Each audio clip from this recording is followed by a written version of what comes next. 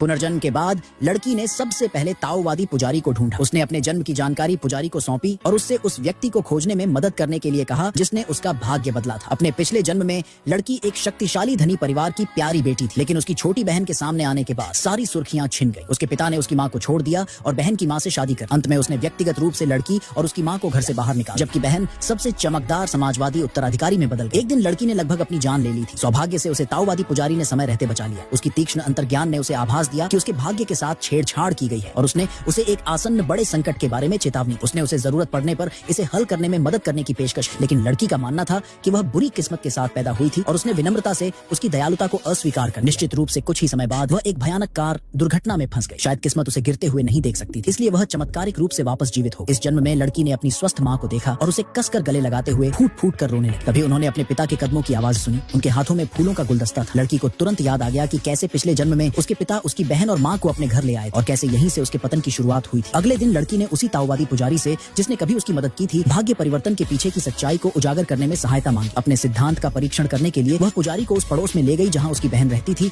और उससे कहा कि जैसे ही उसे कुछ भी पुष्टि हो जाए तो वह उसे तुरंत सूचित करे। लड़की के जाने के बाद पुजारी ने अपना भाग्य कथन करने वाला स्टॉल लगाया। उसी समय बहन पुजारी से पाठ पढ़ने के लिए कहने ही वाली थी कि अचानक उसकी मां आ गई और उसने उसे रोक दिया। फिर वे दोनों चले गए। फिर भी पुजारी ने लड़की से कहा कि अपनी मानसिकता बदलने से उसका भाग्य बदल सकता है। उसी समय लड़की ने